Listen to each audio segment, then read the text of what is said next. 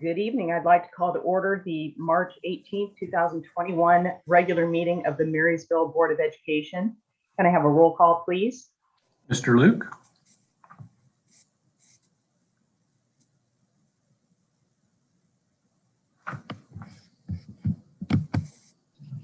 Brian, we couldn't hear you.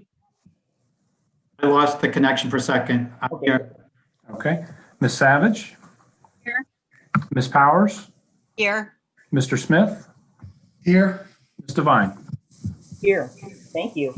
And before we say the Pledge of Allegiance tonight, I would like to extend our deepest sympathies to our friends from North Union and the entire Ridgewood community, and ask that you join me in a moment of silence, and we'll follow that up with our Pledge of Allegiance.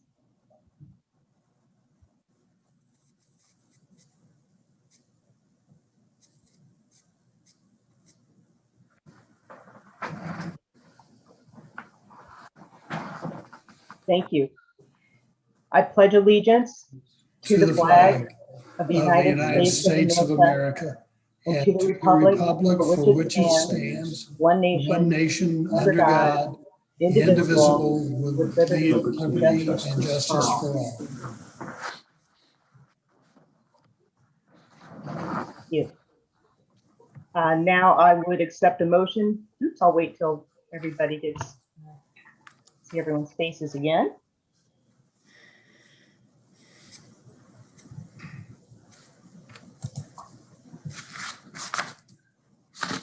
All right. I would now accept a motion to approve our agenda for this evening's meeting. So moved. Motion by Mr. Smith. Second by Ms. Savage. Roll call. I'm sorry, who did the original motion? Mr. Smith motioned, and Ms. Savage seconded the motion. Thank you. Mr. Smith? Yes. Ms. Savage? Yes. Mr. Luke? Yes. Ms. Powers? Yes. Ms. Devine? Yes, motion carries. Next, this is something we always enjoy having. We're going to have a presentation to recognize our girls wrestling as state champions. So Diane I'm trying to remember who's going to be handling this for us. We have a video that Marcos will queue up. I'm just very excited to really celebrate these young ladies. And what I think is kind of cool is 20 years ago, we probably didn't even think of girls wrestling. And 20 years from now, I think we'll look back at these young ladies as really being trailblazers in the sport. So just want to congratulate them on a great season and kind of being trailblazers, especially with kind of gender boundaries and equity. And so super proud of their success this year.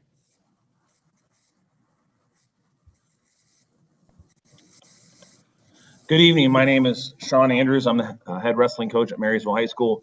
I have the opportunity to oversee both our boys and girls programs. I want to also recognize assistant coaches Tim Crane and Terry Waller, who've been integral in developing our girls program this past year. You know, the second year of the girls state tournament run by the Ohio High School Wrestling Coaches Association. Our girls finished in first place as a team out of 104 other schools. These are our young ladies. This year's team were led by seniors Mia Orabello, Olivia Ishmael, and Kaylin McCullough. Juniors Lauren Sloboda, Emma Swart, Madison Alsberger, Emily Segner, and Hannah Longbreak. Sophomores Haley Winans, Katie Palmer, Aubrey Reese, Haley Ramos, Callie Lang, Nevaeh Natividad, Malia Burkhart, and Isabel Adil. And freshmen Sophia Smeagol, Alana Chapman, and Annabelle Price.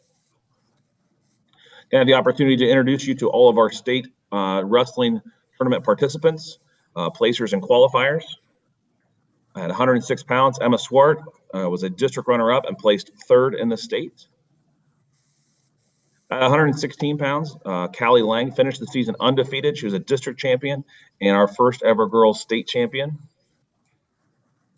Maddie Alsberger placed fifth in the district and served as a state alternate, didn't get the chance to compete. after wrestling at the state tournament a year ago. Mia Orabello finished as a district runner-up and a state qualifier. She finished her state tournament record at 2-2, meaning she was one match short of placing. A great leader for our team. Emily Segner, also a district runner-up, also state qualifier, similar to Mia, was one match short of getting on the podium. Lauren Sloboda placed fourth in the district and earned her opportunity at the state tournament as a qualifier. Haley Winans finished third in the district, a state qualifier, also winning 2 matches at the state tournament. Sophomore Katie Palmer finished third in the district and 5th in the state meet. Freshman Sophia Smeagol finished as a district runner-up and a state runner-up. Sophomore Aubrey Reese was a district champion and 5th place at this year's state tournament. Freshman Alana Chapman was a district runner-up and finished 6th in the state tournament. And sophomore Haley Ramos was a district runner-up and 2021 state qualifier. These are our ladies, young ladies. They're very, very hardworking. Don't let the smiles fool you. They're very, very intense on the mat. You know, probably one of the things that we're the most proud of as coaches is that every single girl who qualified for the state meet this year won a match at the state tournament, meaning that everybody's wins contributed towards our overall team state title. Girls wrestling is the fastest growing sport in the country, and we're really grateful to be out in front of it at Marysville and doing our best to help build that program.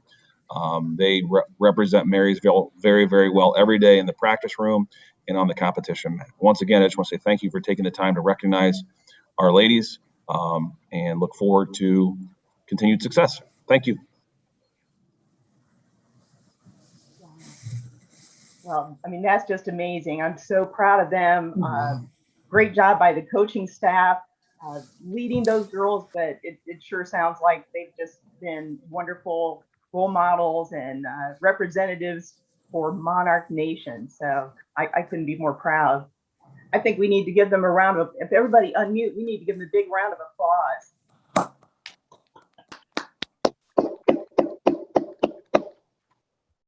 And hopefully we'll get to shake their hands sometime too, although it makes me a little bit nervous, like they might try some kind of move or something, you know. Yeah. No, this is just incredible, because I can remember it's not been that many years ago that the idea of girl wrestling was, would have been really problematic for a lot of people. And the program started out slow, started out with a few, continued to grow as more and more interest developed. And this is a culmination of some years. And I really want to extend my thanks to all the coaches and volunteers that work with the wrestling program, because any sort of athletic program needs to have a lot of support and a lot of direction and a lot of positive input. And so the girls did a fantastic job. I know that all the coaches and advisors, all the volunteers, parents, everybody was very supportive of them. And I'm excited for the future. Definitely, yep. Great job. Next on our agenda, we have public participation. And I believe Mrs. Allen has one letter to read. I do. This letter is submitted by Bob Whitman, and it was hand delivered to the board office. And it reads, "Dear President Devine, I would like to commend the Board of Education, Superintendent Allen, and the Central Office Administration and staff for the outstanding leadership during the pandemic outbreak. It has been a difficult time, but your concern for the safety of the children and their education has been commendable. Additionally, I would like to commend the individual building administrators, teachers, and support staff for a job well done. Having spent 16 years as a district superintendent and 8 years as an educational service center superintendent in different parts of Ohio, I am familiar with several school districts.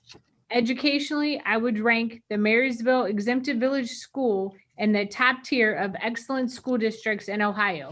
Again, congratulations, Bob Whitman." That's very nice. I think that sure means a lot coming from someone like Bob. I know he's been been a part of this community. He runs the leadership program at the Chamber of Commerce. Well respected and certainly a wealth of knowledge when it comes to education. I know he's always been more than generous in sharing his thoughts or advice and also supporting us at different times. So thank you very much, Mr. Whitman. We really appreciate that. Next on our agenda, we are up to reports. So Ms. Savage, do we have a High Point report? Things. The construction update, construction's moving right along. Initially, they thought that they would have to move to all remote for the month of May due to construction, but they've revamped some things so the students will be able to be in school throughout the end of the school year, which is wonderful. And then notice that the treasurer for High Point will be retiring at the end of this year. So. Okay, great. Thank you. Anybody have any questions or comments? Thank you. Next, the superintendent report. Okay, I have several things. I want to share some good news on the COVID side. We are continuing to stay stable. When I looked earlier today, we were at 11 points on our continuum, which is kind of aligned with our back to school plan. There were 2 student cases and 0 staff cases, 2 staff quarantines and 28 student quarantines as of earlier this morning. We did implement our district COVID testing strategy, and we've been able to use that for some staff members. Also, as you know, our IT department was out of commission for a little bit, so we were able to put that strategy in place so we could follow the 7-day quarantine and then return if with a negative test. So we've been able to implement that in several situations across the district. We are also starting to look at the opportunity of testing volunteers that will come in and work with our kids. So that's gone well.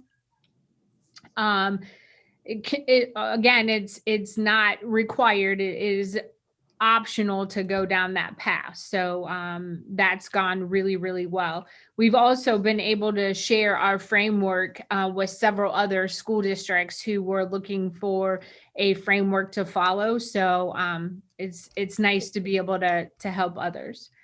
The governor has changed his guidelines with regard to extracurriculars. So if you remember when we met last month, it was determined that if it was a close contact at school and you were in that 3 to 6 range, you could come back to school, but you could not take part in extracurricular activities.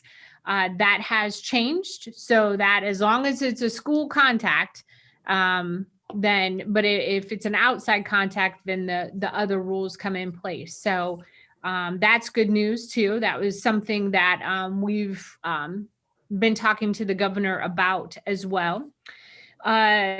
One of the things we've talked about is when we return to school, which has been a fantastic transition, we have experienced some traffic backups. Those are clearing up. And our ridership on the buses has increased slowly but surely in order to it kind of alleviate some of that traffic backup. So that situation is looking much better. I would be remiss if I didn't thank the Union County Health Department and all the volunteers for their work this past Saturday. Again, staff has mentioned how well organized and the logistics are so smooth, and it was just a tremendous show of support once again. So wanted to make sure that I give a shout out to all the volunteers from the medical side, and the health department has been an amazing partner in this difficult time as well.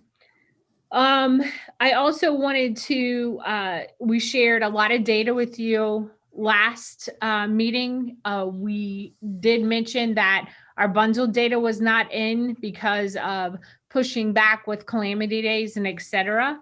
The bundle data is in now and looks very good. We are still missing some virtual academy students from that, but collectively the bundled scores look very similar to the ones that we shared with you across the district. So I will get those specific pieces out to you in my weekly update as well, but it's following the same trend that you saw last month as far as student outcomes but again, we are missing some kids from virtual academy. But when you get the data from me or an update from me, we don't, we're not separating out the virtual academy. It is lumped in the larger bundled school data. So we'll share that with you. Let's see. One of the other things, I think Marcus will show another video. We have been preparing for extended learning opportunities. I know you've probably been hearing a lot about that, and there's some pending legislation possibly if it makes it through, talking about how you're going to target and identify subgroups. As you know, we've already talked about that. We know that we're focusing on our students of poverty. We're also focusing on first grade and looking at social emotional.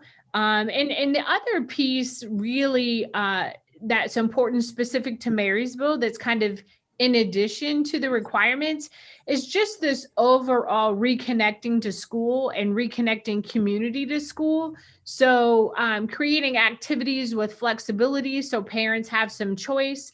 It's not only going to be an intervention program. And we think that's pretty important as we, it seems like we're just getting used to coming back to school and the routines. Then testing's going to hit, and then May will hit. So we still want to create the opportunity for those connections to exist over the summer. So I think, Marcus, if you could share that video from Ashley.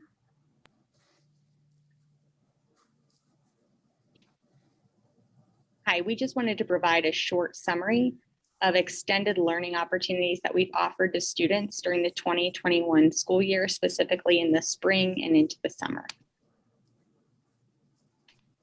First and foremost, we had to take a look at the spring and take advantage of opportunities to bring students to school more than we were, and that included a before and after school tutoring plan. Buildings work together to identify students with specific academic needs that they could support right now in the areas of literacy and math. And those tutoring services started in March and will continue through May 1st, 2021. Some students were not able to engage in before and after school tutoring despite offering some transportation. So other opportunities that we wanted to keep stable were additional remediation minutes built into the school day. Some students were already engaged in tutoring services handled by the Hope Center, and our teachers were part of that program.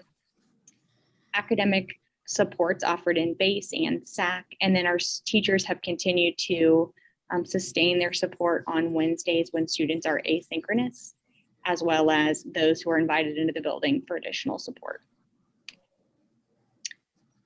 Our overall goals for the tutoring program are to just identify students with academic needs, which we have done at the building level. We're currently providing skills and standards-based instruction in small targeted groups. And we're monitoring progress toward closing those gaps that were identified in reading, writing, and math. As far as the summer extended learning opportunities go, buildings are working together in teams to plan for asynchronous opportunities, which means students would be able to engage remotely or offsite from anywhere and work at a pace that's on their own. We're working through embedding synchronous opportunities in which students can come into our buildings this summer on site and work with teachers.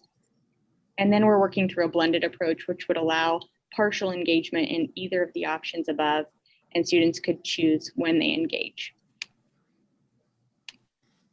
Our goals for summer are to include academic support, academic enrichment, and school connection. When families make their choices, they may choose an academic support style that helps students who struggled with their learning have more time with teachers. Students may choose an academic enrichment style of summer extended learning to keep tackling new learning challenges.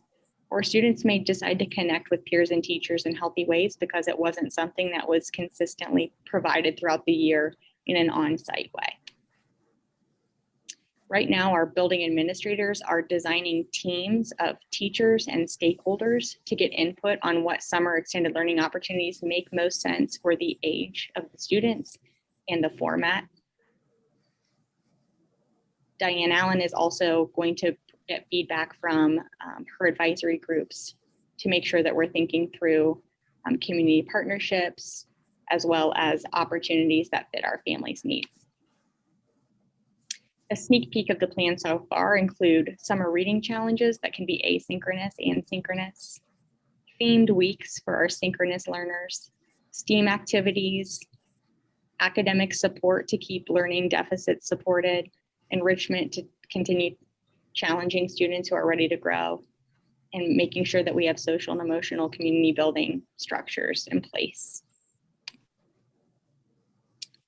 For our on-site learners, we would look at providing transportation, nutrition, and supplies. And like I said, we will work through feedback cycles before we fully release our plan to make sure that we are including structures that fit our learners' needs. Stay tuned for more updates concerning summer extended learning soon. I think one other very exciting piece that we just found out about this week is COSI will be giving us 500 STEM kits for summer. So we're going to weave those into what we are offering through summer school as well. And those include at-home activities as well as things that we can do as a group. And they're going to be delivered sometime in the next couple of weeks. So we're super excited about how to integrate that into our learning opportunities as well. I think before I transition to a testing update, the other thing I would just say, it's been great to have the kids back, and we've also had lots of moments of celebration. We've had students in our Japanese speech competitions get first, second, and third from our district. We've had state qualifiers for wrestling. We've had the show choir also with some great marks at their competition. So we'll look forward to celebrating all those in the upcoming months, but it's feeling much more like school. And I thought it was important to kind of highlight some of those great achievements that we've seen in really the past month, some significant ones. I think Jonathan's on here, and Jonathan is going to give us an update on testing. Diane, if I can, in running my grandkids to school, I have seen our SORs, I think some officers from the police department that have been out stopping traffic to try to facilitate cars getting out, particularly from Bunzel. Teachers directing traffic, trying to ease the process. I know the Creekview's got worked out a release of different times so that they kind of scatter some things around.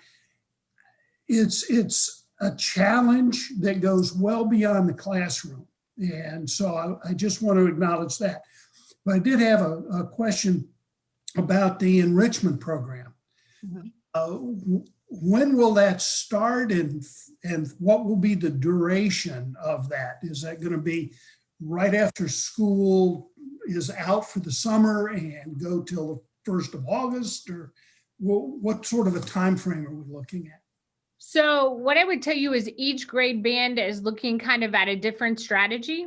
So our elementaries currently are looking at 2 weeks in June, 2 weeks in July, and rotating responsibilities for that. And so that gives parents flexibility with vacation if kids can come to portions of that. The high school is looking at a credit recovery piece in more of a traditional sense, and then possibly a boot camp to kick off the year. So once those are all vetted through their parent groups, then we'll bring those forward and kind of lay them out for you in a calendar. Everyone, because it's kind of the design phase, that's some of the pieces that are being vetted through. But I just had a high school meeting today and was super excited. Mr. Cochran was sharing an opportunity for kids to explore passions at the high school and kind of flip over that traditional sense of summer school, I guess, or intervention or credit recovery, into really tapping into things with high interest with students. So stay tuned, because I will we'll lay out that larger plan. So it really depends on the grade level. Thank you. Sure. I just wanted to add, I guess maybe just another quick question. I know in an email that we got talking about these extended learning plans, they talked about how it's an opportunity to connect with your families and connect with the community and things like that. So I'm hearing a lot about the partnerships that we already have in place. Can you talk a little bit more about any connections with families and students too, I guess? Right. So, I mean, some examples that are being vetted through at the elementary pop into my mind pretty quickly. So, for example, I think Ashley mentioned on the video STEAM type activities. So parents could come and engage with that. So students may be getting intervention who attend that activity. Or maybe we'd have an ag day where our students from the high school FFA could help, and we could have certainly local experts come in and work with our students and parents if they attend. So those are the kind of things we're talking about, kind of reconnecting since we've all been apart. I think one thing that continues to kind of linger over our head is what might our restrictions be with COVID. So we're anxious to see how those tiers of protection may change over the next couple months, because that might present some limitations to those activities. Right, thank you. And basically this plan is as part of the request from the governor at this point. The plan is due by April 1st, I think. So I think it would be important to know we were already working on that plan. Certainly, you know, we will submit our plan. We attended a webinar today that, you know, that really the intent is behind the governor's plan is about remediation, gap filling, and while we plan to do that, we really want to make it much more than that. And that's really the task of the building level teams, is to kind of recreate and tap into that social emotional side, which we've focused on, and creating some, you know, high interest activities where students can also, you know, branch out in different ways. So if we do have an ag day, for example, there's certainly multiple things that projects that could branch off from that. So I think some people have some really good ideas in their plan. So I'm excited. Thank you.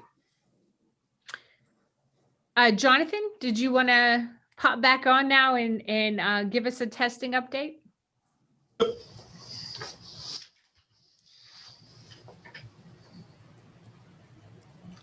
Well, good evening, everyone. Just a quick update with state assessments coming up this spring. I know some of you are probably aware of House Bill 67 that's out there. So we're keeping our eyes on that legislation. And if it's officially signed into law, we'll be sure to provide the board an update and how this could impact our grade 11 and grade 12 students. So we're just kind of staying tuned on that for now. Next slide. How Department of Education has already provided school districts with some flexibility going into the spring assessments this year. There are two windows ultimately. There's an ELA window, and then there's a math, science, social studies window. Those are still in place. And for in-person students, especially how we're going to be 4 days as well as going into 5 days during the testing windows, ODE highly encouraged keeping consistent with the 15 consecutive day window across the school district for in-person learners. And we're doing that. And when it comes to our MVA, our fully remote students, there's a great flexibility with how a school district can go about testing our kids. One thing that ODE was clear about was just making sure that districts have a good faith effort to try to get our kids in to get them assessed. So next slide, Marcus. For our virtual academy students, really, we challenge principals to come up with a plan that works for them. And each plan was approved by the district, and principals did a great job. And with ODE's flexibility, we're allowed to have different windows for testing for our MVA students compared to our in-person students. So that's wonderful this year. It's really helping out. Buildings have been communicating with families already. Transportation is available for families if it's needed. Safety protocols will be followed when students come into the building. We've had a few people reach out and ask, why can't my child just take the state assessment at home since it's online? And that's due purely to state security of the assessment itself. Needing to be on a secure browser, and it has to be monitored by someone employed by the school district who also has a licensure or certificate with the Ohio Department of Education. So it really gets down to test security of why that cannot happen. Our MVA students are going to be taking their tests in their home building. So when we think about our grade 3 and grade 4 students, if my home building's Naven, that's where I'm going to be taking my state assessment. My home building's Edgewood, I'm going to Edgewood to take my state test. And we really wanted to bring kids into their home buildings for multiple reasons. One reason is technology reliability. There were conversations and things going across the state about trying to find alternative locations. But with those alternative locations, it really got down to technology reliability. Wi-Fi. With online assessments, you have to have a strong infrastructure to support that many devices at one time. So to prevent frustration for our kids and our staff members, we're keeping it in-house. Also, too, the security of test materials, staffing limitations, making sure we have enough team members to administer the assessments correctly.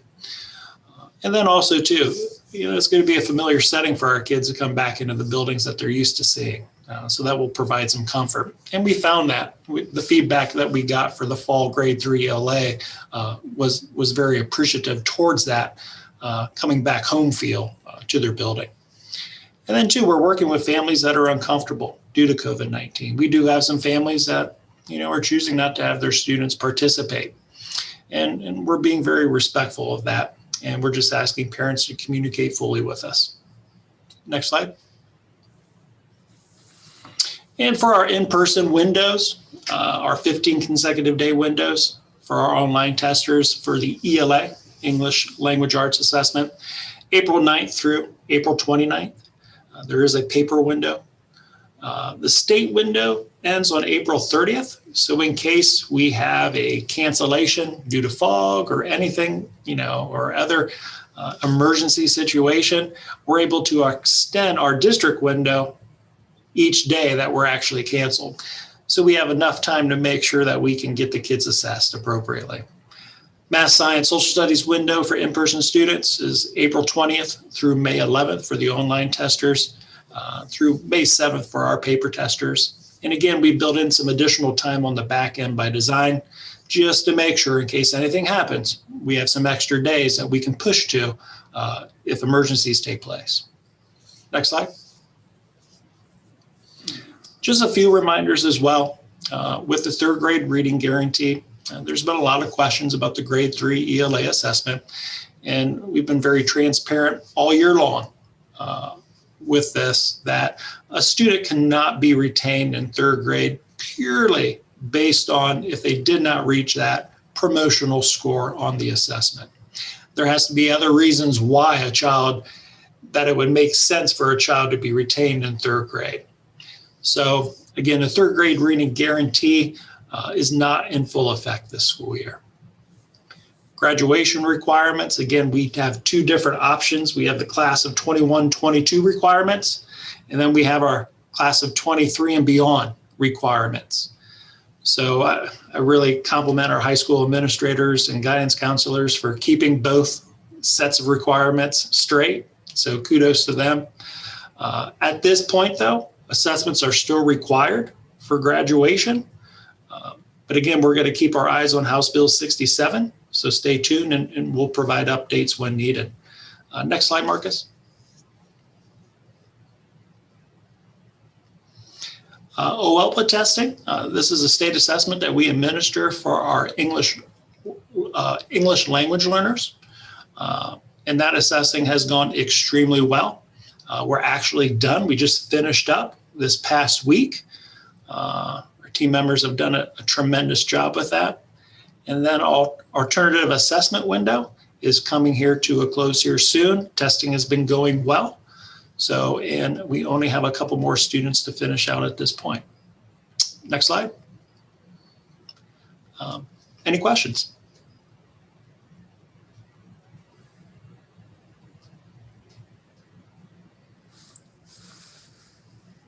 If we don't have any questions, I think that we have had some conversation about just the fact that the federal government did not allow any waivers for testing, and that on the state testing,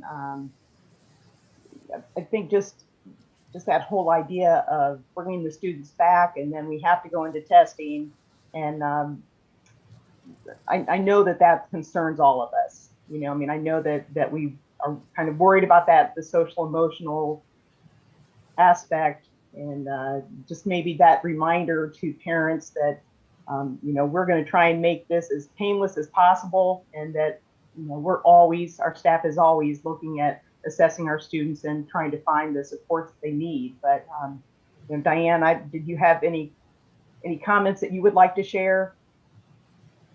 Of course. I know that you have all heard this from me, but in our district, we're very data rich, and we know where our kids are.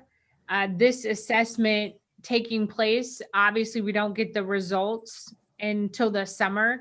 So it really does very little, especially this year, to inform our instruction. And I just struggle with the fact that we just got kids back. We're just getting our routines established, and now we're going to change routine again for testing schedules. I struggle with those important things, social, emotional. We know how important routines and getting those classroom procedures set up and all those kind of things are important. And quite honestly, we haven't had the luxury of doing that with a full complement of students until the past few weeks, and then 5 days a week after spring break. So I couldn't agree more. We're going to push through and we're going to do our best. But we also know that we have a good gauge of where our kids are and what needs to happen, and we're going to use that information to drive our instruction and help kids through the remainder of the year and into the summer. Right. I know. I think, you know, hopefully parents just encourage their kids, you know, just relax, do the best you can do, because I think just from what I've read, that this information is really more helpful for the state as they look kind of into the future and look at where maybe some learning shortfalls are occurring in that big picture. But you know, as far as our district goes, I really am grateful that we do focus on keeping track of where our kids are and what they need all the time. If I could, about 2 pages of my legislative report was on House Bill 67, and I included the letter from the federal government in that report, and it comments that there was an opinion that finding out where the kids were will allow them to make some decisions. And I think in the bigger scheme of things, it may have support or provide some rationale for the federal government or state government taking some actions to help fund programs over the summer, for example, for kids. I know in talking with legislators, they tend not to want to spend money, and they really don't want to spend money unless they can justify it. I did check. Jonathan mentioned that we were keeping an eye on this, and yesterday the House sent the bill, House Bill 67, to the Senate. The Senate amended it somewhat, and I'm not real sure of all the details of what that might involve, but they passed it and sent it back to the House. And yesterday afternoon, the House concurred with the Senate. So that means that it now will go to the governor. So things, are at this time of year, prior to the budget and all the other discussions, things can move very quickly. And so we should get some definitive answer, some final approval on this. And I think my general impression is that the state legislature was trying to go as far as they felt that they could with relaxing the testing. But as I said, some opinions were that testing needed to occur this year, and that may run counter to what our state legislature would have chosen to do. But when the federal government issued their guidance, that kind of closed a lot of doors. So I'm pleased that we're getting some relief, and appreciate all the work and everything that the teachers do to try to make this as painless as possible and try to diminish the interruptions as much as they can. Thank you very much for that update, Mr. Limehouse. Appreciate that. All right, in the last item, Mr. Chafin and Mr. Cochran joined us tonight. Past couple meetings, we've talked a little bit about graduation, prom. As we've talked over and over again as we move through the spring. We do predict some of the restrictions are going to lessen, and we have seen that with increased capacities in different venues and et cetera. So I asked them to come tonight and give us an update about prom and graduation specifically. Okay, I think I'm up. So, obviously it's been a year of challenges, and there've been a lot of celebrations. I'll tell you this, I think that, our students have given us a lot of hope through this. There's what we want to do, what's safe to do, and what we can do. And those types of conflicts have been, kind of highlighted throughout the year. But our kids have been so resilient and upbeat and positive, and they understand the sacrifice for the greater good in a way that a lot of adults, probably struggle to do. And so that's a great thing. So, if Marcus, if you could pull up the Google Slides presentation, that would be great. We'll talk briefly about, our process, what we've done, and the few things that we can commit to. And one of them I think is very exciting. But, our overall vision, we started talking about prom and graduation and really all things for kids, in particular during their senior year in August. And we've been, working on this. But our vision has been to celebrate and honor the class in the ways that mean the most to them. And so that requires definitely a lot of conversations and collaboration with students, and we've been able to do that. And as you can see there, May 1st is prom, May 22nd is graduation.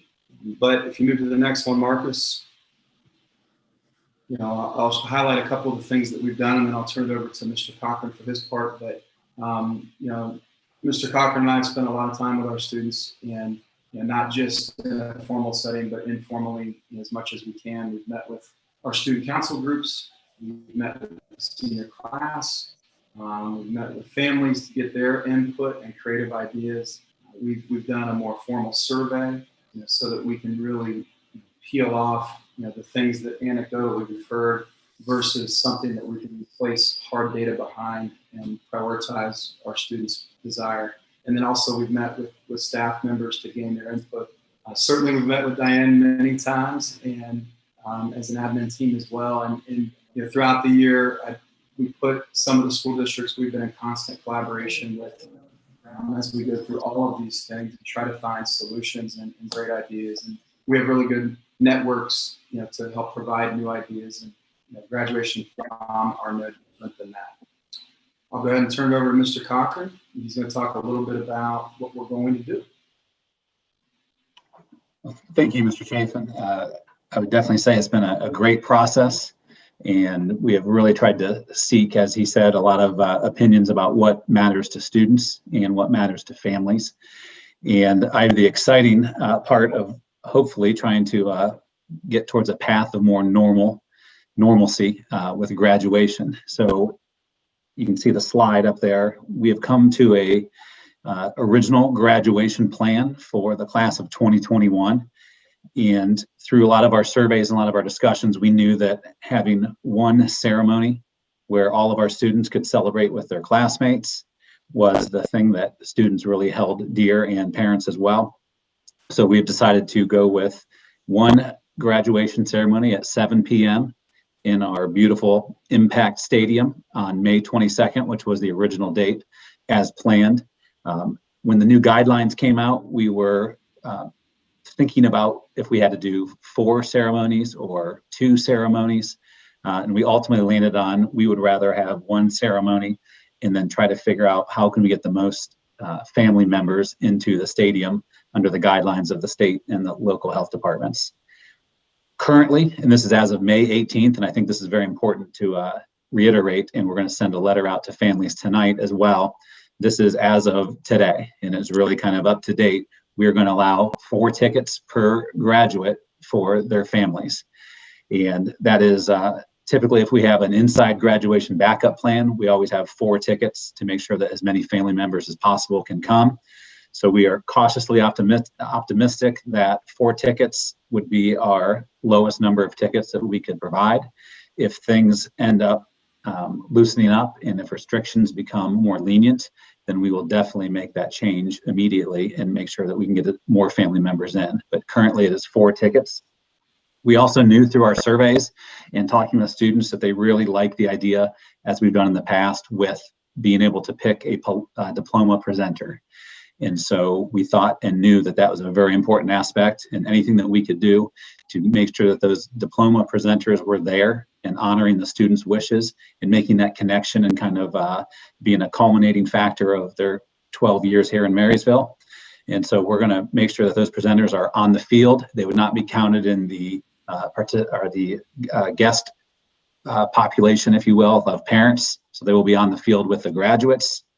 And then all of the presenters and all of the graduates will be spaced and wearing masks. One thing that I'm probably quite sure of is that there will have to be some type of spacing and mask wearing at graduation. We will also be live streaming the entire event. We've done this in the past. Our live streaming is of a high quality, and I think it really enables a lot of our families who can't be there in person to see a high quality production, and the entire thing will be live streamed. And I want to reiterate this too. As of May 18th or March 18th, this is our plan, but we are looking at this plan every single day, every single week. And anytime we get new information, we've committed that up until the final bell of graduation, we are going to make sure that we are expanding the experiences for our students and for our families to make sure that they are getting the maximum opportunity and getting a culminating graduation ceremony to honor what they've done here at Marysville. Very quickly, again, to go over the priorities of the graduates, they wanted to have the maximum number of family members.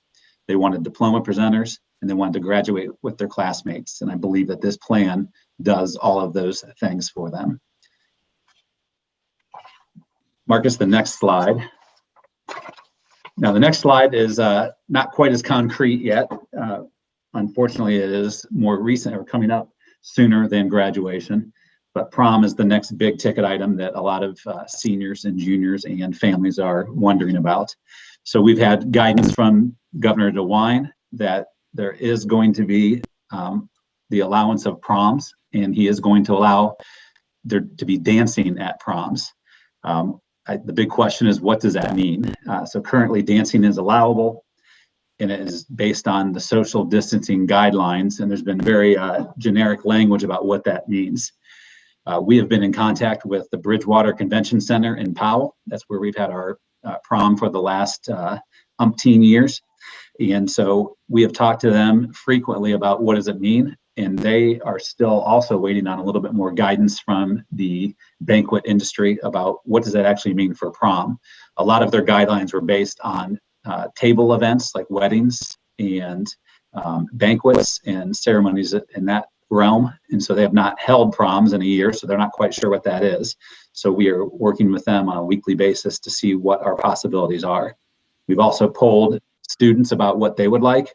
The big thing for them is they want to dress up, they want to take pictures, and they want to be with their classmates. Of course, they want to dance if allowable, and that's kind of the big question mark right now. And really, I would put this in the same realm as graduation. We are going to make the changes to give them the maximum experience that we can do. And so right now, prom is a little bit on a hold here, but we should have more information soon, and we will be sharing that with families. I know Mrs. Chafin and I have made a commitment to our families and to our students to share very often updates so they're not left wondering, and that they know that we are on top of it, because we truly, in our heart of hearts, believe that we want to maximize every experience for these students, especially the seniors who have missed out on a year and a half of activities. So that is our goal, and that is our commitment. And we are very, very happy about what we've been able to do so far, but won't rest until we can provide that maximum experience for them. And so that's our update on graduation and prom as of March 18th. Does anyone have any questions or comments? Yeah, I had one question, Tom. Did you talk about whether all the teachers will be invited to the graduation ceremony in the stadium? Yes. So our teachers are typically the largest group of diploma presenters. And so that's one thing that we wanted to make sure that we had, because if we had separate graduations, you might be able to have more tickets out there, but then you would have to have a split between students, and they couldn't graduate with all their classmates. And also you would have a split with teachers and who they were presenting to. So we thought it was very important as well to have teachers being able to present those diplomas. And so they will be on the field, and that means that they are not counted in the occupancy of the stands. But teachers who are not presenting a diploma, will they be seated or not? Oh, I'm sorry. Because of that allowance right now, if you were not presenting a diploma, you would not be able to sit in the stands, because that would be taking away a ticket from a family currently. Or sitting on the field? Yeah, we may be able to get creative, Mr. Luke, to include them and give them the opportunity to be there. We certainly want them to be there and not it's that fixed seating requirement. I was picturing, Tom, I was picturing sitting on the field like we've often done. Oh, I'm sorry. Yes, if we can make that happen, we will make that happen and invite them. We still have to go out to the field and do the schematics with, right now we have 431 graduates. And depending on how many presenters we have, you might have another 100 presenters. So at 531, we have to see if mathematically we can get all of those chairs spaced out at 3 feet currently. But absolutely, Brian, if we can get the teachers to be there, the maximum number of teachers, we will do that. I am so excited for the kids. This is great news. Oh, absolutely. It's exciting to be able to give some positive news too. Yeah. And we felt like this will be encouraging the families, encouraging the students, and along with what Superintendent Allen said about coming back to school and feeling that new energy. Hopefully this goes along that same vein. Absolutely.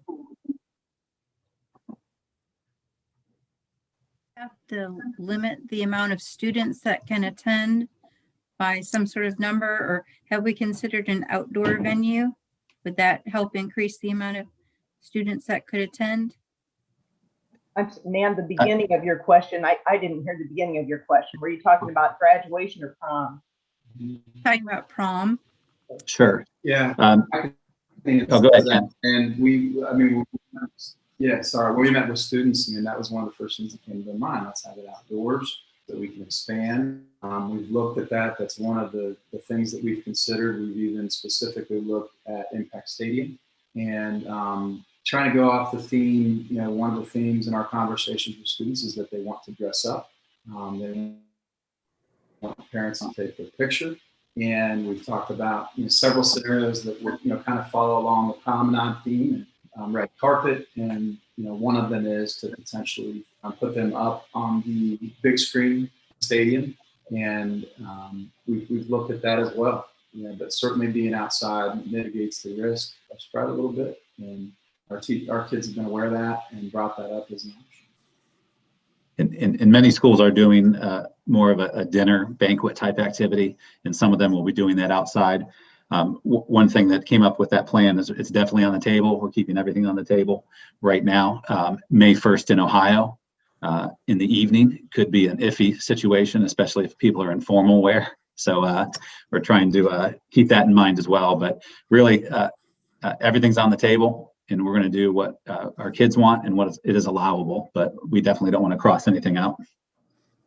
Have you been talking to other school districts about what their plans are? So, yes. And they are kind of scattered right now across the board. Many of them are doing, like I said, a banquet type of activity because they can then make sure they have a seating chart and spacing, and they do not run the risk of contact tracing. Some schools are looking kind of where we are is dancing a possibility at like a larger banquet hall, like where we are at the Bridgewater. There are several other high schools that actually use the Bridgewater as well. So we've been talking to them. They're really in those same holding patterns as we are. Hey, we want to do this, but we don't know what this means for us yet. Yeah, and then one of the big questions, I talked with 5 different principals today of Central Ohio high schools. And one of the big looming questions is how do we maintain 3 feet of space with 400 or 500 students at a dance, just on a pragmatic, practical level? Is that even possible? If we're going to allow them to dance, but also keep that 3-foot bubble. So I think it's keeping a lot of principals up at night. And maybe a few nightmares here and there. Maybe I've had a few. I won't say, but that's a challenge. It does sound like it would keep you up at night, but I will tell you that my senior stepdaughter is more excited about prom than anything else this school year. So thank you for putting the work in. Yes. Yeah, I want to thank both of you because having been involved in planning and trying to execute a prom, I have great appreciation for all the different factors that you're trying to look at. I mean, you'll plan this thing and you'll have it all figured out, and something will happen that you never thought of. So good luck with that. And I would also hope that we can send a message to the community that both of these events are contingent upon things within the community staying very positive in terms of the spread of COVID. We look hopefully for these kinds of things, but we've got to wear masks and we've got to socially distance until we get to those times. So I think I heard you say you're going to volunteer to chaperone. Yeah. I am well past my chaperone days. I think I heard him say that too, Kenny. I heard it. I think you do a great job. He also kind of whispered that he'll be a part of helping the planning committee too. He's got experience. Thanks so much, Tom and Ken. I really appreciate all of the collaboration and reaching out to listen to the students, have conversations with them, listen to their families, collaborating with other school districts. So great job. Really appreciate it. We're all excited. I'm really excited for graduation. So Yeah. that will be nice. Thank you. Absolutely. Thank you very much. Thank you. Thanks, guys. Thank you for all of your support. Thank you. All right. And that's it for my update. Are you sure? I am. I did want to just make one quick comment about when you were talking about the second round of shots and what a great job the health department did. I know our EMA group under Brad Gilbert, they were there too in case somebody has a bad reaction. But I also wanted to point out that the governor was there and the first lady, and I think he had some nice conversations and had some nice comments to make about Union County and how everything was handled there. And some other comment was, are they Buckeye brownies or something like that the first lady makes? I didn't know if anybody got one. Who got it? But Superintendents did not. Okay. But I think some of the volunteers inside did. She was out by the time they got to us, but we did give them lifesavers. So this time around, we handed lifesavers to every teacher in Union County, and thank them for, what they were doing to get our kids back in school. And we did give the governor and his wife one as well. So it was kind of fun. Oh, great. Thank you. All right. Mr. Johnson, treasurer report. Okay, just a few quick things. We're preparing for fiscal year 22 already. So we've had our budget meetings with the buildings. So all of the fiscal year 22 budgets have been submitted. We're going to be reviewing those, incorporating those into the May 5-year forecast that we'll be presenting at that I'll be presenting at the April board meeting.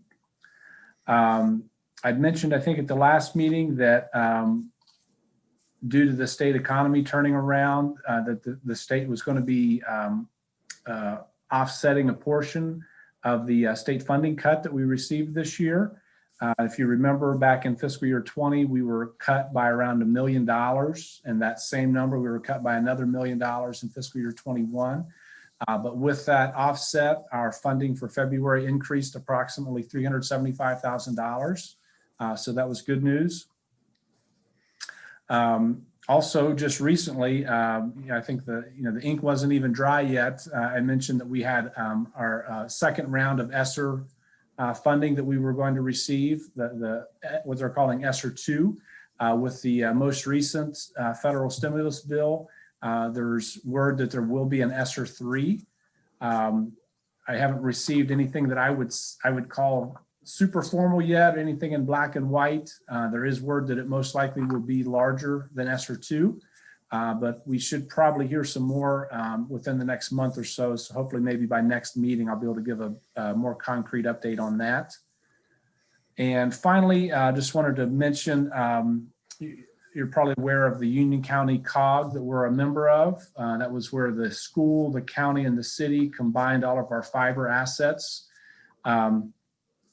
So one of the goals of the COG that's been for quite some time was actually to create revenue. So, find a revenue generating opportunity. So we're actually finally really close to making that happen. We're working on an agreement with an outside vendor who would lease some of our unused fiber lines. And then that vendor would then be basically selling internet access to customers in the area, and then the COG would get a percentage of the revenue based on those sales. So that was really good news. So hopefully we'll know more here within the next month or two on that as well. But with the COG starting to generate revenue, that could obviously in the long run potentially help with certain technology needs and those kinds of things, or at a minimum help when there's repairs and things like that go down with our internet, to where those things would be self-sufficient at a minimum. That's it for me. Good news. Hey, just a quick question on that budget process. 'Cause I know in reading through the building notes, I think every single building made that comment about how they meet with either you or your assistant, Mrs. Carpenter, and stuff. And I'm just kind of curious. Every year, are they given a certain dollar amount, or like in general, how does that work? Yeah, so for the buildings, we have a per pupil dollar amount. Okay. Varies by the grade level of the buildings. For instance, the high school is the larger per pupil amount.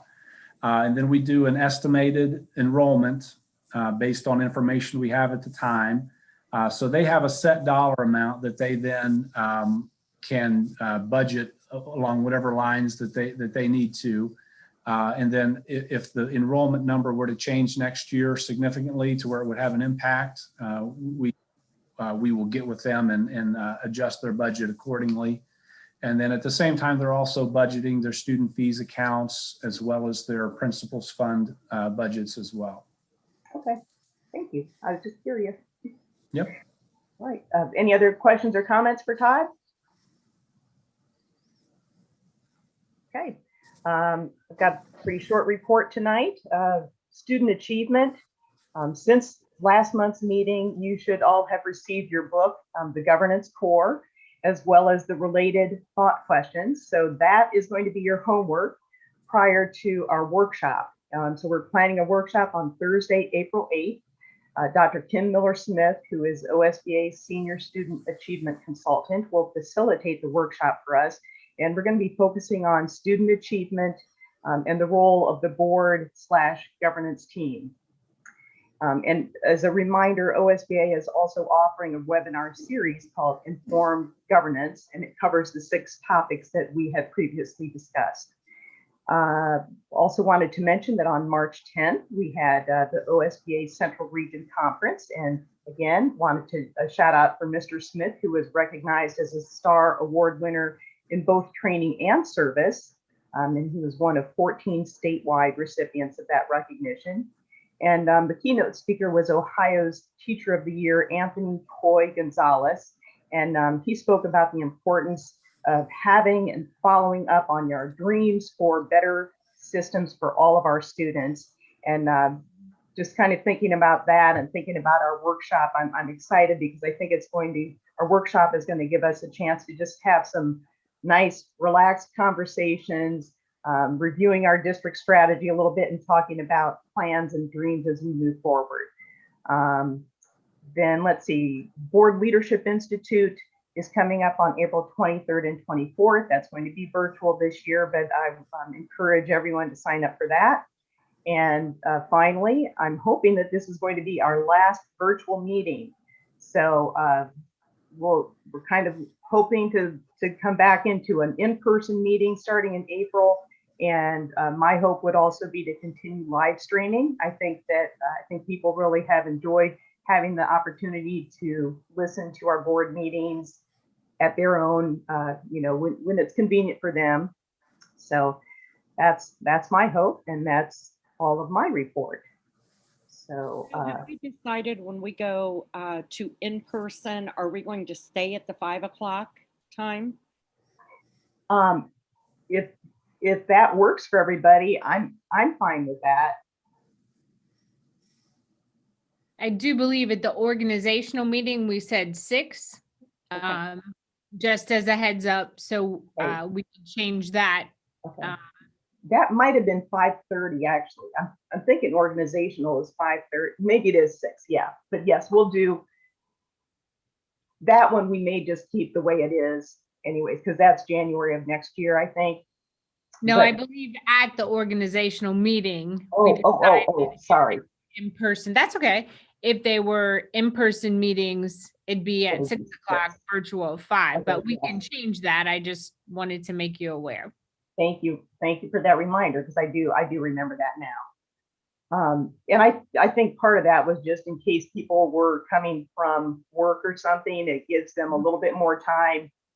This way you can just, if you're working from home, you don't have to do anything. So we'll have some more conversation. I'll text everybody and see what time works best for everyone. that I know we would will most likely be meeting at someplace other than the board office, a bigger location, so that if anybody does want to show up for public participation, it would allow for that as well. And just a quick update, I looked at the organizational meeting, we did say 7 o'clock actually. Oh, did we? Okay. Yeah. Okay. Well, then we'll be making some changes potentially. We're flexible, right? Yep. Okay, next up, our legislative report. Mr. Smith. Thank you. Hopefully you all got the legislative report. We will be looking at a resolution later in our meeting that deals with fair funding for schools. And I sent out some information that was compiled by OSBA on that. This issue is at the forefront of a lot of discussions in Columbus. The background of this is that about 3 years ago, there was a work group that was put together, and they approached school funding from the standpoint of trying to figure out what it cost to educate the typical child and look at all those factors. And they did tremendous research both nationally and locally. They looked at everything that had been done in the state of Ohio, what was done at states all over the country. And they didn't, at the beginning, look at what the cost would be. Typically, the state process is to say, well, we have this much money, how can we divide it up among the schools? And they started at the other end and said, we have this many kids, what would it take to educate all of them in an appropriate manner? And they've come up with a plan. And this plan was introduced last year in the House, and it passed in the House of Representatives, but did not make it through the Senate. It has been reintroduced.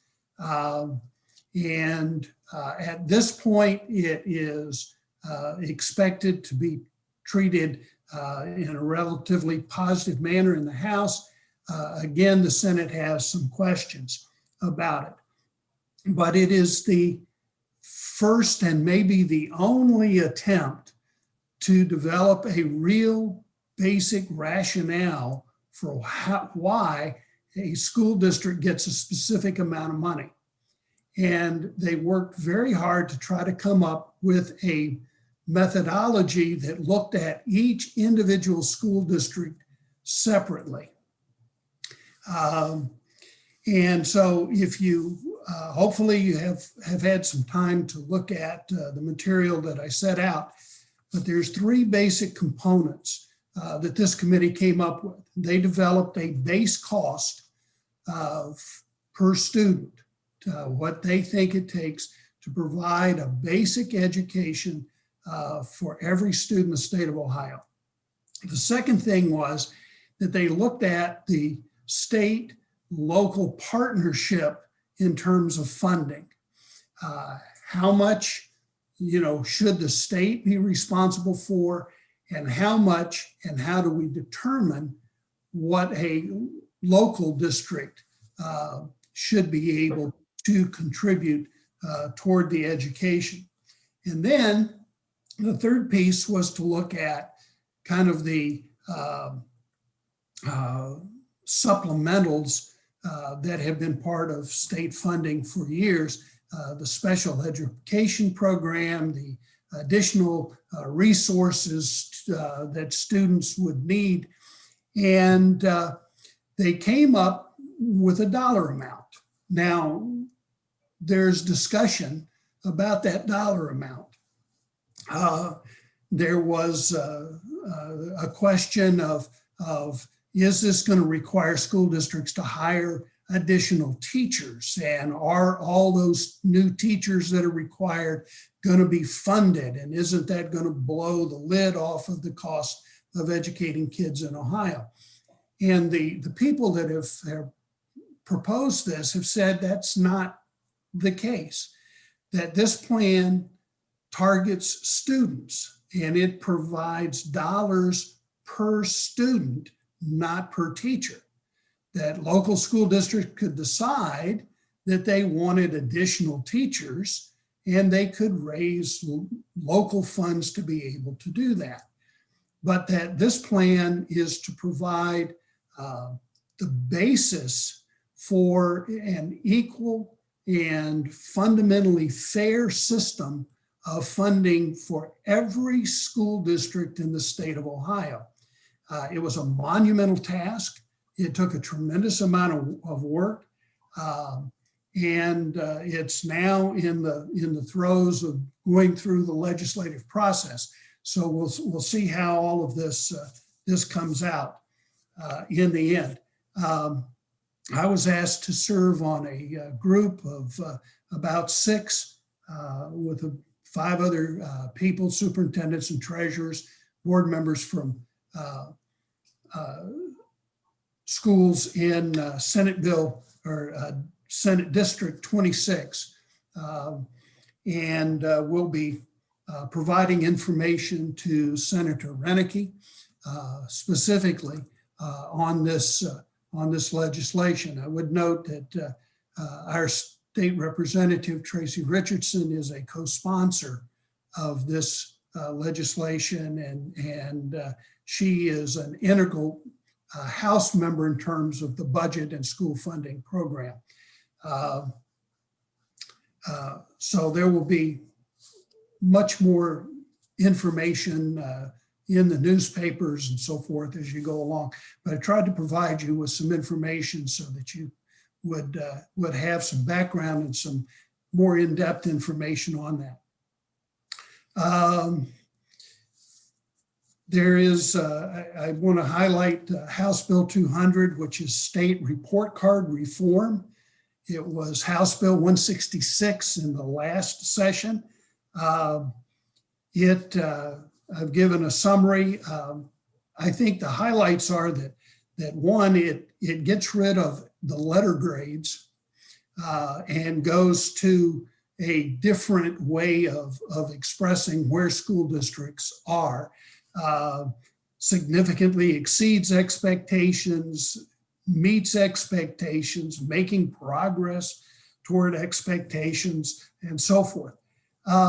It establishes 5 student academic performance measures.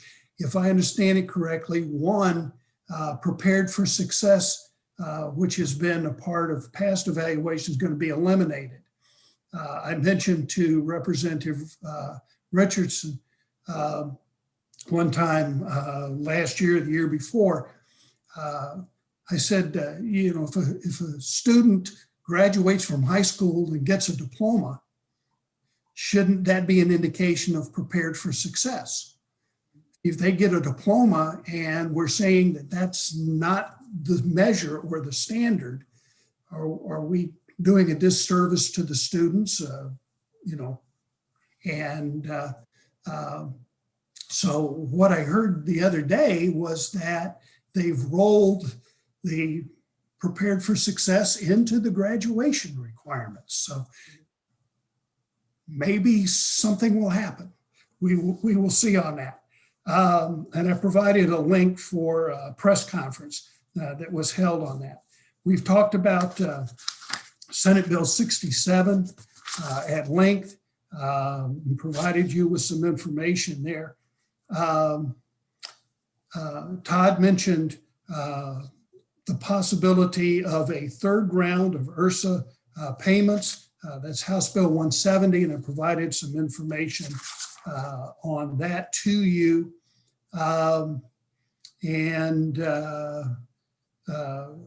Coming back from the past is currently House Bill 126. This is legislation that has to do with the Board of Revision and Proper Complaints, challenges to property values and so forth. That is back up, and I mentioned that in my report. So I will my report is lengthy, about 9 pages. Have fun reading it. So I did, and I actually went to that link for the press conference, which I thought was, I'm really glad that I listened to it, because it sounded like our legislators did what you would want them to do. They were very collaborative, and they worked with superintendents, and they listened to a lot of people about the report cards, and sounds like they're really trying to focus more on the report card being available for information and not being punitive. And, you know, kind of going back to those A through F grades, a C means something totally different to, you know, if you pick 5 people and say, what does a C mean to you? You're going to get 5 different answers. And I think that's been very challenging for many school districts. So I'm excited to see them working together and really trying to come up with something that's going to help families look at a school district and make their decisions if they're going to, you know, if they're looking to move somewhere. So that was good work. Thank you for your report. Do we have a safety report this month? Oops, Yes, we have a few items. In this last meeting, law enforcement gave us a report that mental health and drug overdose events have risen significantly in our county. So I think that's something that we all need to be aware of. You know, with everything going on, it actually, you know, I think at this point, hopefully now it will start trending backwards. So that's what we're hoping. The federal legislation to legalize cannabis is moving forward. So it's going into the federal side now. So that's moving forward. There's a contact at preventionactionalliance.org. Now I'll give you that again for any parents that are listening. You can email contact@preventionactionalliance.org. And they have an article stating, no, our youth are beyond stressed. Okay, so if parents have any questions or want tips, they have tips in there for parents to deal with the kids right now that are very high stress and everything over this past year. So that's a good article there. And at this point, we're just getting ready to select subcommittees that we will be kicking off for the new year for our new meetings starting next month. okay, great. Thank you very much. All right, I believe we are to the business section of our meeting. So I would accept a motion to approve our draft minutes from our February 18th regular meeting. So moved. Motion by Ms. Powers. second, Second by Mr. Smith. Any questions, corrections for the minutes? If not, roll call, please. Ms. Powers, Yes. Mr. Smith, yes, Mr. Luke, Yes. Ms. Savage, Yes. Ms. Devine. Yes, motion carries. Next on our agenda, we have, I would accept a motion to approve the resolution in support of the Fair School Funding Plan, which is House Bill 1. so moved, Motion by Mr. Smith. Second. by- Well, let's see. I think Ms. Savage said it. You're delayed a little bit for some All reason. right. So I'm going to give the second to Mrs. Savage. Do we have comments on this or questions? I would just make a couple comments real quick in support of the Fair School Funding Plan. I think one, if you look at our 5-year forecast, one of the biggest problems we're facing right now is state funding and a lack of increases. Obviously we're guessing right now what that's looking like, but right now we're showing basically no increase after fiscal year 22. We're showing fiscal year 22 just going back to our fiscal year 19 funding level. So while that looks like an increase, we're really just going right back to where we were in fiscal year 19. And then at the same time, as I've mentioned, our tangible personal property reimbursement is going away. So in total, we're actually showing a decrease in state funding. And from what I've seen, I think the Fair School Funding Act plan would most likely be our best chance to see an increase in state funding. Secondly, I think you're probably tired of hearing the broken record of every time I do a 5-year forecast saying that, well, who knows what state funding is going to be in 2 years, because we're always at the mercy of the 2-year biennial budget cycle and really having no idea what funding is going to be more than 2 years ahead. So hopefully if this would pass, maybe it would bring some predictability to state funding, which would help with our projections and also help when you're talking levy planning and those kinds of things. And thirdly, one of the things I like most about the Fair School plan is that it removes the deductions out of our formula. When I say deductions, meaning the open enrollment and community school deductions. And in a previous board meeting, I had mentioned that for us, for Marysville, we're losing $700,000 per year because of those deductions, because when they deduct the funding for open enrollment and community schools out of our state money, deduct the full state share, which is $6,020, but the funding we actually receive for our students is only $4,000. So there's a gap between what we're actually being funded versus what they're taking out, and that equates to $700,000. So getting that out of the formula would also benefit us financially. And not only benefit us financially, it also, I think, makes the whole funding process more transparent. Like right now, you say, oh, you're getting this much from the state, but if part of it's getting taken away kind of in the background, most people don't see that and they don't understand it. So I just think it makes it much more transparent and straightforward.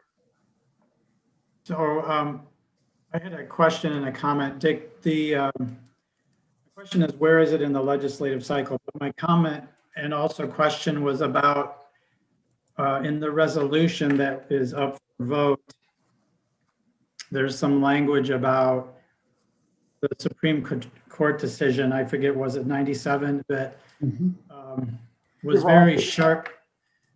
very sharply worded about how the over-reliance on local property tax is actually unconstitutional because it perpetuates inequality. And so my question is how much this particular plan actually addresses that. And then the other question was, where is it in the legislative cycle? Yeah, I can try to address that now. I'm not an expert on the details. Let me say that up front. But what I've heard and what I understand is that the state share would be a more than 50% share of the money that would be determined to fund schools. To address some of the inequities in terms of property tax, this particular approach uses property value, but it also uses income as a measure. So if a school district has relatively low property values, but the people that live in that school district have very high incomes, the state funding would reflect that. And the converse of that would be also true, that if you had very low or very high property values, but very low incomes, the state funding would be adjusted to compensate for that. The DeRolf decision said that our funding system was unconstitutional.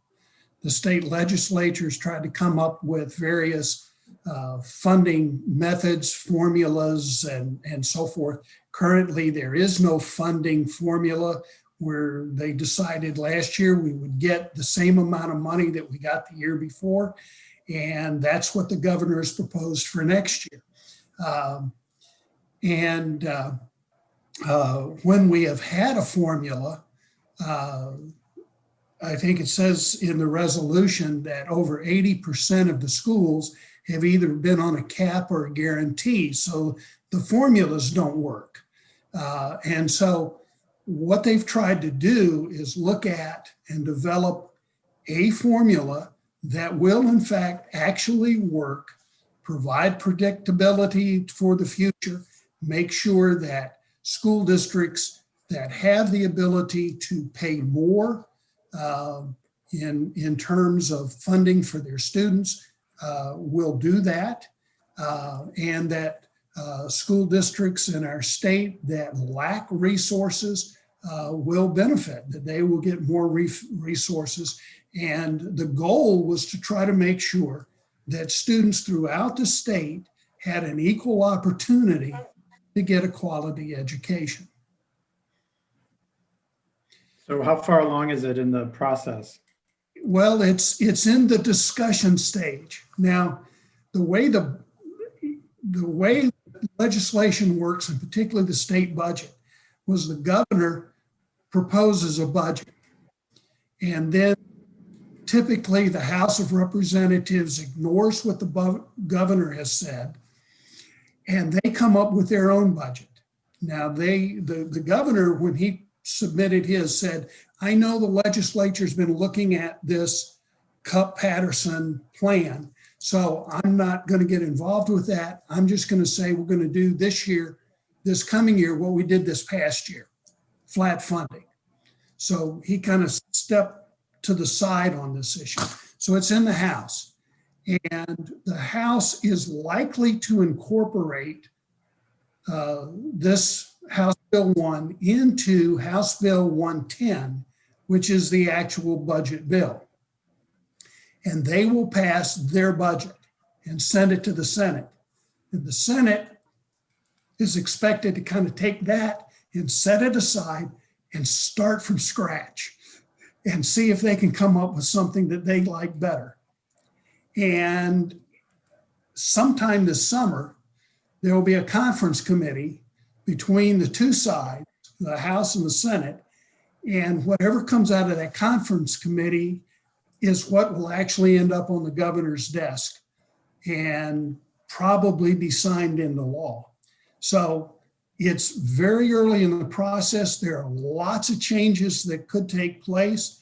I've given you kind of a slanted and skewed view of the legislature, but this is pretty typical of what goes on. Each one works independently, the House and the Senate. Hopefully they can come to some sort of agreement.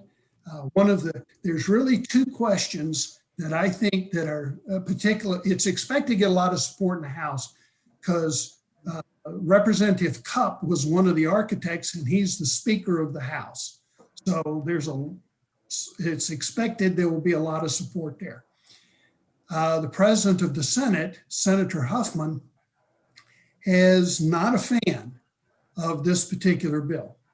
And as a result, a lot of focus from OSBA is going to be talking to the state senators to try to get them to support this particular piece of legislation.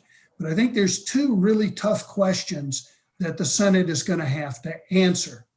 And one of the questions is purely political.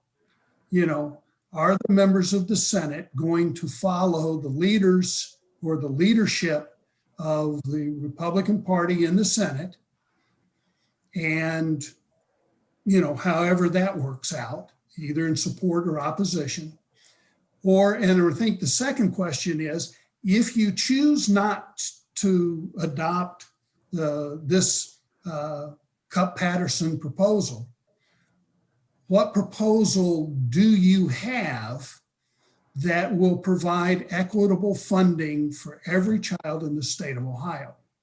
And I can tell you, as long as I've been in education, this probably comes closer than any other. So in talking with Senator Renneke, I told him that this proposal was not perfect, that you can sit and pick this part of it or that part of it and say, this isn't right and that's not right. But taken as a whole, this particular bill comes closer to fair and adequate funding than anything that's been proposed previously. And so unless they come up with something else, I don't know what that would be. I really hope that this piece of legislation goes forward. Then 4 or 5 years from now, if it needs to be tweaked, if this number needs to be changed a little bit, then we have something I think is fundamentally sound that we can work from. But well, that's why I'm going to support this resolution, because that decision was quite a while ago. It's been frustrating to me to watch year after year after year go by with this bare reality that we don't have an education system in the state of Ohio that's equitable, and we're just living with it. And if this represents progress towards something that we've recognized as a problem for decades, then we need to get behind it. And part of our role as school board members is to advocate for public education. Yeah, and I will tell you, now this was a couple of years ago, but I talked with Representative Cupp, and he believes that this is constitutional. Now, the state Supreme Court does not issue a statement as to legislation that's hadn't been passed yet. They don't give a preemptory, yes, this is constitutional or unconstitutional. But looking at the Duroff decision, this really attempts to address the major concerns. In one major piece of that is by considering not just the property tax ability of a school district, but also the income that people in a school district generate. Now, the tax might be collected through a property tax, but if you have very high, have an area with very high incomes, it includes that as a factor that helps to address the major component of Duroff, that there was too heavy a reliance on property tax values in terms of school funding.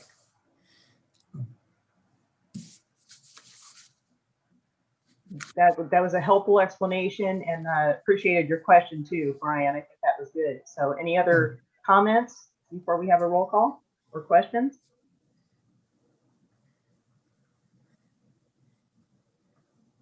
Amy, did you mean to make a comment because you're muted? Nope. No, I'm fine. Thanks. Okay. Roll call then. Mr. Smith, Yes. Ms. Savage, Yes. Mr. Luke, Yes. Ms. Powers, Yes. Ms. Devine. Yes, motion carries. And I know, Todd, you will be forwarding this to a variety of people, our senator, representative, and Governor DeWine, I think at a minimum. So thank you very much. Yep. Next, I would accept a motion to approve the treasure items.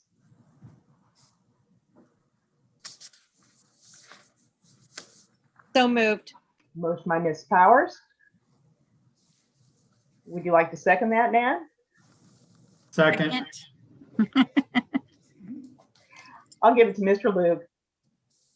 Okay, Brian, you got the second. Any questions or comments, Todd? It's mostly just the usual items. One item I thought I would highlight on the cash flow, especially with Mr. Smith discussing House Bill 126 that involves the BOR, the Board of Revision hearings, and the potential change in that law. You might notice that our other revenue is right now trending over our projections, and a big part of that is in February we received $141,000 due to 3 different settlement payments with commercial taxpayers. So I just wanted that to highlight that to show the the value of the district monitoring those Board of Revision appeals and those changes in value that we very closely monitor each year. As we monitor those commercial values, that helps our cash flow, It helps protect our tax base and also helps prevent a shifting of the tax burden towards our residential taxpayers, because if we weren't monitoring that, that's $141,000 we would have lost that eventually would have to be picked up somewhere, and it would end up being picked up by our residential taxpayers. And that $141,000 doesn't even take into account the valuation that's saved on many of these cases where the appeal was validated, and that's basically an opportunity cost where it's revenue not lost that would have been lost otherwise. Todd, is now the Board of Revisions typically works when there is a challenge to a value, the property value. And then if I understand it correctly, the property owner and cities, townships, counties, school districts can come, and there's a meeting where all sides have an opportunity to present information to try to arrive at a true and fair value for the property. Is that correct? That's absolutely correct. And it is a fair process. And we're not, as a district, we're not going after people saying, well, we just want this higher value just because it's our revenue. We're going where there's a sale, where there is, very specific evidence that this is what this property should be valued at. But the property owner, the commercial property owner, is saying, well, we think it should be less. And if there's a good reason, then that's what will happen. But in a lot of cases, there really is no valid reason. It's, you've got a sale price, you've got an appraisal that says, here's the value. So that's what we go with. And then another area, as opposed to just appeals, is we also monitor sales in the district. So if a business entity buys a building for a number that's maybe larger than what the current value is, that would show that that building is actually valued higher than what the current value is. And that's something else that we'll bring to the Board of Revisions. Thank you. Any other questions or comments of Todd? All right, roll call, please. Ms. Powers? Yes. Mr. Luke? Yes. Ms. Savage? Yes. Mr. Yes. Smith? Mr. Smith? Yes. Ms. Devine? Yes, motion carries. And next, I would accept a motion to approve the superintendent items. So moved. Second. Motion by Mr. Smith and second by Ms. Powers. Diane. I just have a few things to point out in the HR section.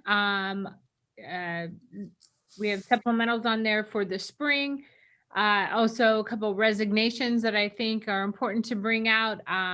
Jody Robertson, the early college assistant principal, is going to be starting her first principal job in Worthington Schools. So we certainly wish her well. Very talented and excited to see her do her own thing at Worthington. So good for her. Also, Lynette Fott, the HR director here in the board office. She's been with the district around 12 years, has a really nice opportunity in HR in Dublin City Schools. So she's certainly a valuable asset of our team and will definitely be missed as well. I also wanted to point out, and I sent you an update, that yesterday I had the opportunity to meet with the final candidate, Courtney Weicker, for the head girls soccer coach, who's on the agenda tonight. Courtney is a graduate from Marysville Schools. She may have even been in Mr. Smith's class, I wonder.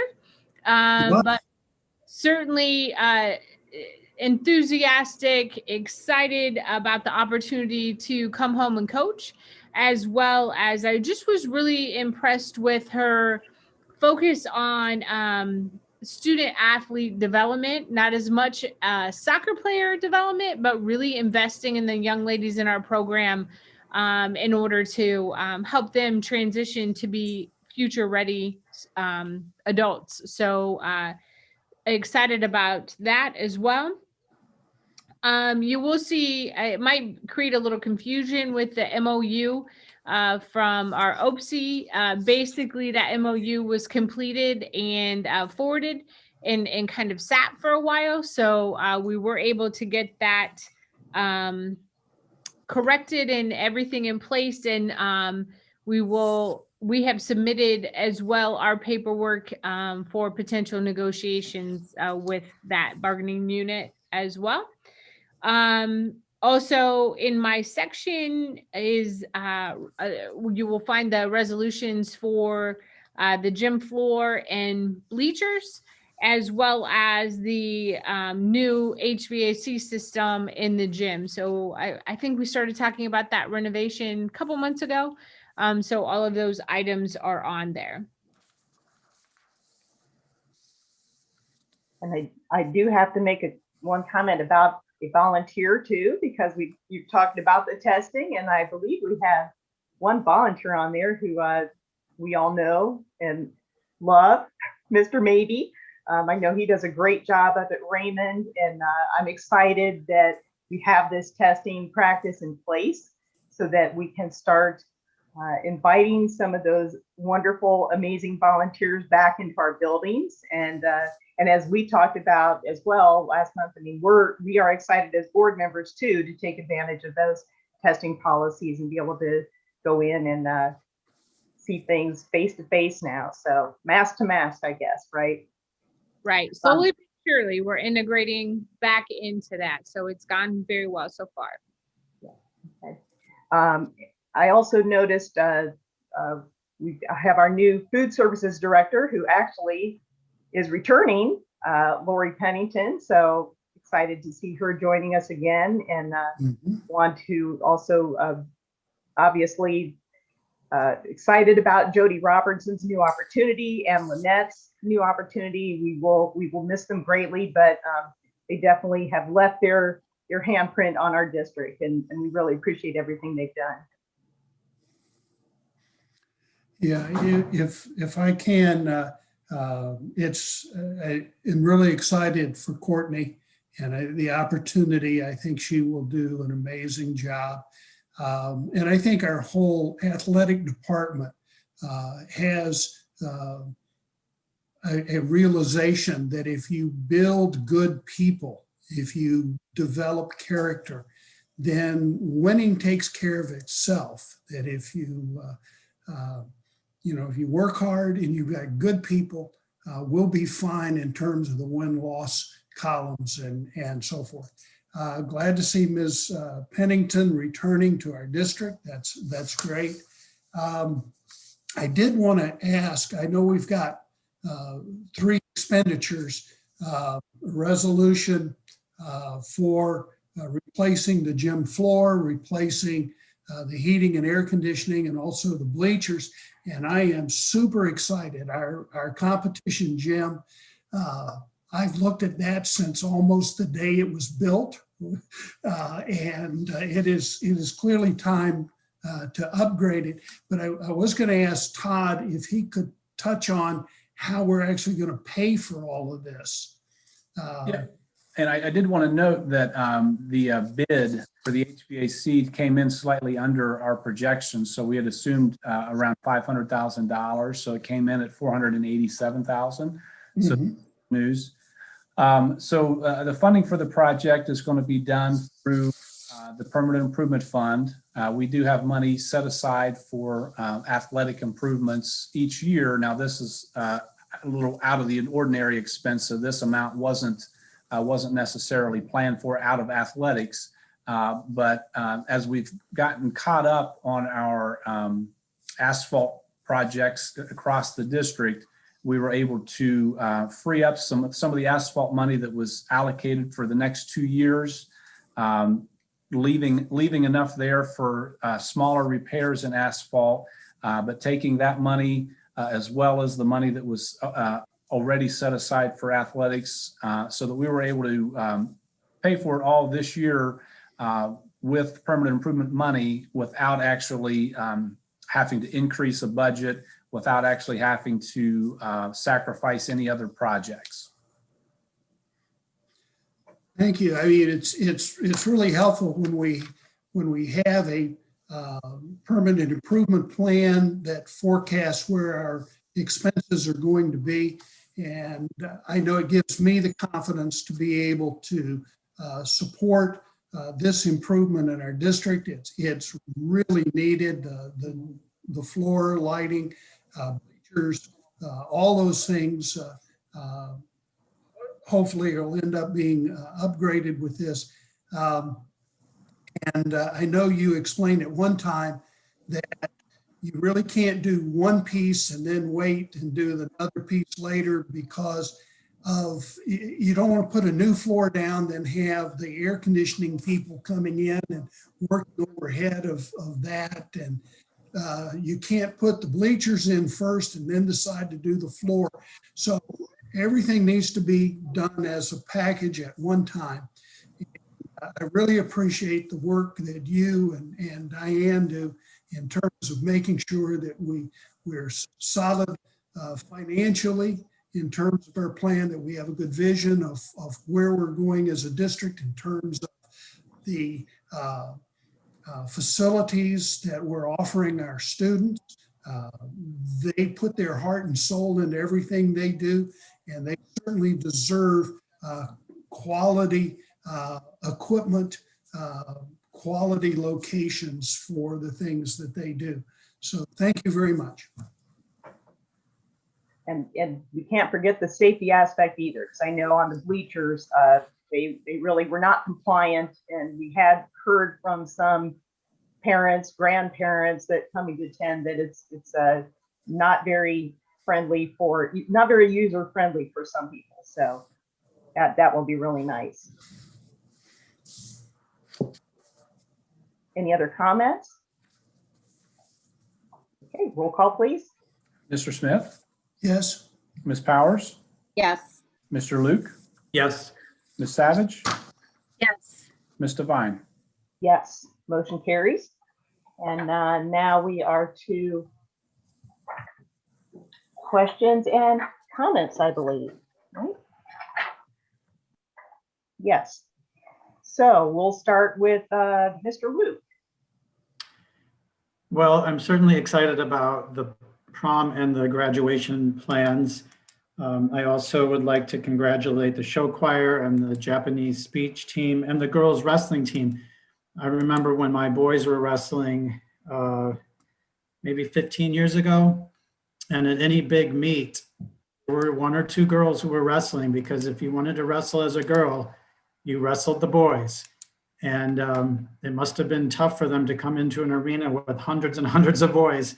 And I can tell you the boys were nervous about wrestling the girls because they didn't want to get beat by a girl, and they very often were. So it's exciting for me to see that we have a team, and not only do we have a team, but they're historic first state champions, if I understood that right. So I think there's a lot of pride there and a lot of growth and a lot of excitement for the future. The thing I did want to highlight, though, was, Diane, your point about the Bunzel data. So last month, we got a lot of data, and there were just 2 or 3 areas that weren't quite as strong as last year. But the overall picture was very, very positive. And that was a big relief to all of us, because we didn't know what the impact was going to be of this COVID year. So when all that data came out, and almost every area was either at level or higher, it was really great news and very exciting. And so to hear tonight that Bunzel's data was comparable is actually really, really good news. So thank you for sharing that. Man, comments. Again, I want to say thank you so much for the work done on prom and graduation. I know when this whole COVID thing happened, that was one of my comments, is that, you know, let's all try and stay safe so that we can have a prom and Thanksgiving this next year. So I'm very, very glad to see that that's come through. Again, I want to echo Brian's comments too. Congratulations to the show choir. You know, 2 grand champions, I think, the last 2 weeks, which is great. Top 3 in the Japanese speech contest. That's awesome. And also to the girls wrestling team. So I hadn't known too much about the girls wrestling team until this presentation. So thank you, Mr. Coach Andrews, for sharing that information. And then thank you for the plans for summer intervention or support, enrichment, and connection. So I think that it's a great idea. Kids missed out on a lot this year. So the more we can get them connected, the better it is, better we'll launch them into next year. So thank you. Amy. Yeah, I just want to say thanks to everybody, all the administration, all the teachers, getting all the kids back up and running, and thanks for the prom and the graduation news. That is so exciting to me, just to see these kids be able to go back to being kids again. So that's it, and congratulations to the girls. All right. Yeah. Yeah, a couple of things. Raymond, in their report, talked about how the standards-based grading has helped them tremendously in terms of having conferences with parents. I know as a teacher, oftentimes you'd sit there and scratch your head and say, well, when this parent comes in or that parent comes in, what do I tell them? How do I let them know where their student is being successful and where they need additional support and help? And I really think that the direction that our school district has gone in terms of mastery and standards and so forth helps to focus, as they point out, it makes it a much more focused conversation. They're able to more specifically discuss student progress, and it's easier to set goals. That to me is a really positive thing that's taking place. I know after our last meeting, there were some questions in the community about what some of our administrators do. And I just wanted to compliment the administrators that we have that are gathering and working with data, that are really unseen. They are not out maybe in the limelight. They're not necessarily known to parents and others in our community, but our district could not function without them. They are an integral part of the planning and development of the programs.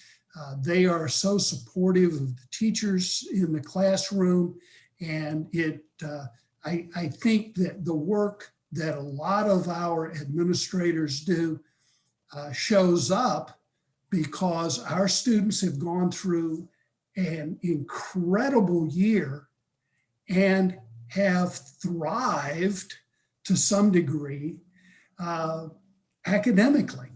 Now that we've got them back in the classroom, they're making great strides, and we're able to specifically target any student that is having any difficulty and get them the kind of support and help that they need. So again, kudos to our administrative support staff that does an amazing thing in putting the teachers in a position to be able to do their job. You never ask somebody to do something and then not equip them to be able to do it. That is completely unfair. And our district equips our teachers to be successful, and they are successful. They're incredibly successful.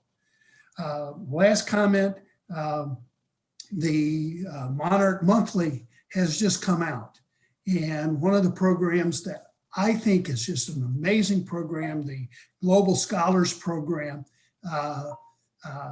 headed up by Dr. Kukas, is absolutely an amazing program. And I hope that we have lots of students, an increasing number of students that take advantage of what that particular program offers. So please read the information in the Monarch Monthly. It is wonderful. Thank you. Thank you. Todd, any comments? Nothing to add. Diane? I just have a two quick things. I wanted to thank Mr. Chafin and Mr. Cochran. They've spent a lot of time on Zoom with students and families and listening to voice. And we've been talking quite to the voices, and we've spent a lot of time talking about those priorities, and really happy of the way the plan is evolving. That as we continue to say, we do think restrictions may lighten up a little bit. And so hopefully those can continue to evolve even more. Today, we did experience a slight electric outage at Raymond Elementary. It was planned on the electric company's side, but we were not informed. We found out about 5 minutes before it went out. And it was out less than an hour. But we were able to inform parents and et cetera. So school went on as normal, but just in case anyone is wondering, we were not aware that was going to take place. So that's all. And congratulate. It's been to say that it's exciting to see kids back is the biggest understatement of the year. It's cute that you can see them smile through their face mask, right? So it's been a great couple weeks. Thank you. I know I just in reading the building notes, you know, every single building, I think that was the first comment. We're so excited to have the kids back. And then we've recognized our girls wrestling team. I know the boys wrestling team, they had a great season as well, and just had their state tournaments. And we had 3 wrestlers ending up on the podium at the state level. So proud of them. And then both of our basketball teams, I think they both won the OCC championships, if I'm not mistaken. And oh no, not both. Okay, the girls did though, right? Todd's over there. Okay, thank you. I know we had some records broken.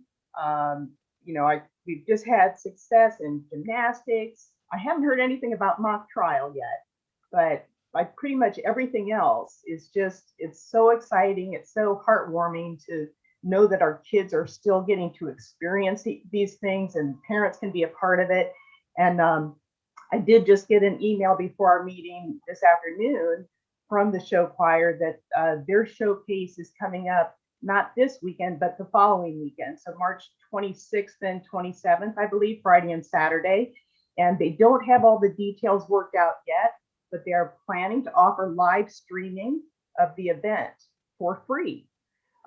So for anyone who's ever attended this in the past, I mean, that's amazing to know that you're going to be able to watch these performances. And our middle school is supposed to be performing Friday night at 8:10 and the high school at 9:10. So, I think if you have a chance, you really need to check them out. I've seen a couple of videos on Facebook, and as always, it's a fabulous performance. And, they backed it up with 2 grand championships. I will say I think it was the first grand championship at Fairfield since 2005. And I happened to be there in 2005 with my daughter, and my son was in the middle school swingers, and I think that was the first middle school competition at Fairfield. So great memories of that competition. Also wanted to call out Clark Ransom, did get Coach of the Year for the girls basketball team. And Sherry Anderson was recognized with a 2021 Golden Owl Award as one of 10 top ag educators in the state of Ohio. So that's great news. Let's see. I think that's really pretty much all I've got too. I just love reading the building notes. I do have to shout out that or make a comment that one of the student spotlights at Tri Academy mentioned that this student is starting a Tri Garden. So that's really exciting too. I love that. So anyways, just a lot of good news. Thank you, everybody. I know I am going to accept a motion to go into executive session, and we will just be adjourning the meeting after that executive session. There will be no action taking place. So with that, I would accept a motion to go into executive session for the purpose of ORC 121.22G number 1 and number 4. So the number 1 is to consider employment, dismissal, discipline, promotion, demotion, or compensation of a public employee. And number 4 is preparing for, conducting, or reviewing negotiations or bargaining sessions with public employees. So moved. Motion by Ms. Powers.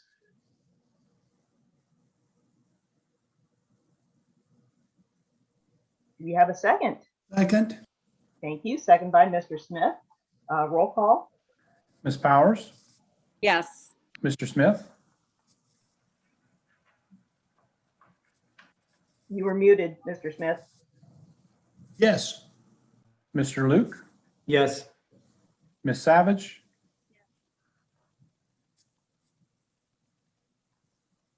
Couldn't hear that first one, Nan. Yes. and Ms. Devine. Yes. Motion carries, and we are in executive session at 7:00.